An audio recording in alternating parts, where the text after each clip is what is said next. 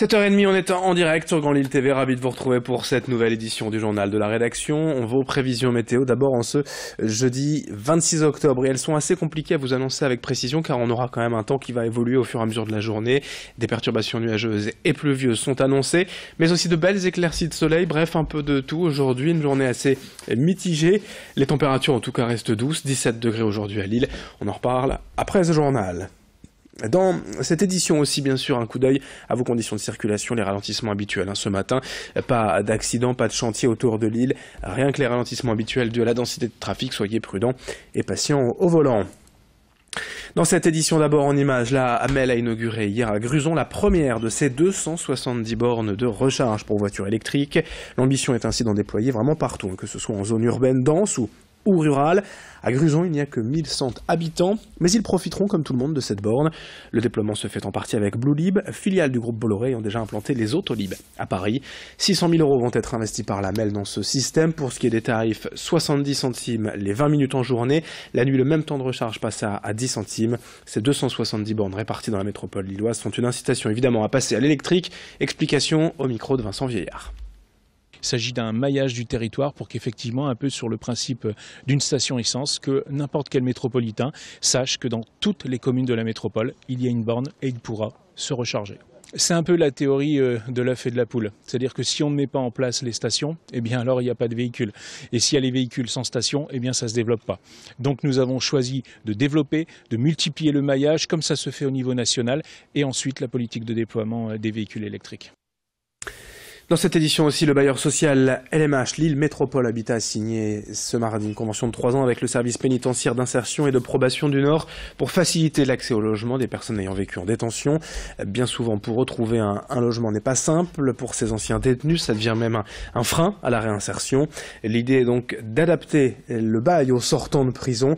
Certains condamnés déjà locataires pourraient même bénéficier de leur appartement en gardé réservé durant leur incarcération. Explication au micro de Xavier Silly. LMH peut répondre que son rôle est d'agir pour l'inclusion sociale et surtout de lutter pour l'exclusion des ménages en situation de grande précarité. C'est le cas. Donc, ce sont des personnes qui bénéficient d'un aménagement de leur peine et qui sont donc placées sous surveillance électronique. Voilà. Donc, je pense qu'aujourd'hui, ces personnes, là aussi, on est dans notre rôle, en tout cas, de bailleur social, dans le sens où le risque de récidive est très important pour ces publics-là, dès l'instant où là aussi, on ne va pas mettre en place les conditions de leur insertion sociale et professionnelle. Donc il y a un intérêt général, je dirais, à ce que ces mesures puissent être prises. 7h33 en direct sur Grand Lille TV. En bref, 2 ouvriers ensevelis hier à Villeneuve d'Ascq suite à l'éboulement d'une tranchée. À l'arrivée des secours sur place, les 2 victimes avaient été dégagées par leurs collègues. Un homme âgé de 48 ans a été gravement blessé. Le second, 35 ans, souffre lui de blessures plus légères. Ils ont tous les deux été hospitalisés. Dans un tout autre registre, rapidement, le salon Idées Créatives ouvre ses portes aujourd'hui au hall de la Filature à Saint-André. Une centaine d'ateliers d'exposants proposent aux visiteurs jusqu'à dimanche pour apprendre à faire soi-même. Nouveauté de cette 12e édition, un espace pour les enfants et Idées Bambins avec des ateliers gratuits tous les jours d'aujourd'hui jusqu'à dimanche, donc au hall de la Filature de Saint-André de 10h à 18h. Dans ce journal également, ces images des grandes ventes des petits frères des pauvres de retour ce week-end, samedi et dimanche, à l'hippodrome de Marcq-en-Barœul. Vous voyez, ces ventes sont souvent très prisées car il y a de vraies bonnes affaires à réaliser. Des antiquités, des meubles, des bibelots, des tableaux, de la vaisselle, bref, tout ce que l'association peut récupérer auprès des personnes âgées, vendues ici à partir d'1 €. Bref, une vraie brocante ce week-end à l'hippodrome de Marcq-en-Barœul, la grande vente des petits frères des pauvres, pour faire en plus une bonne action pour financer les projets de l'association. Explication au micro de Xavier Silly. 90% des biens que vous trouvez ici proviennent des successions qui sont faites aux petits frères des pauvres sur toute la France et 10% proviennent des dons. Donc bien sûr, c'est surtout des pièces d'antiquité et de belles brocantes. Donc nous essayons de valoriser au mieux, de trouver le bon prix à vendre justement avec nos experts bénévoles et commissaires-priseurs qui nous aident justement à faire les prix pour les vendre au juste prix, sans les brader, et non plus sans assassiner entre guillemets le client en étant vraiment le plus juste possible. On évoquait également ce robot imaginé pour aider les personnes âgées. Il y a des petites roulettes, une tête en forme de tablette. Ce robot s'appelle Qt. C'est une entreprise nordiste basée à Roubaix qui en est à l'origine. L'objectif est de rompre l'isolement des personnes âgées.